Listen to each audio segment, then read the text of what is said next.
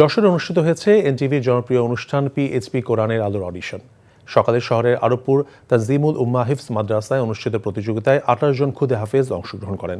প্রতিযোগিতায় বিচারক হিসেবে দায়িত্ব পালন করেন খুলনার ইন্টারন্যাশনাল মার্কাজুল কোরআন মাদ্রাসার প্রতিষ্ঠাতা প্রিন্সিপাল হাফেজ মাওলানা ওয়ালিউল্লাহ। যশোরের অডিশনে অংশ নেওয়া 28 জন হাফেজের মধ্যে 6 জন ঢাকার মূল পর্বের জন্য ইয়েস কার্ড পেয়েছেন।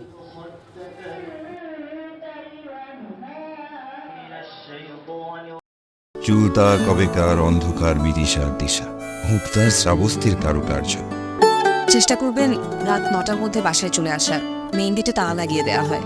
প্রতিদিন কি তড়িঘড়ি করে বাড়িতে ফেরা সম্ভব?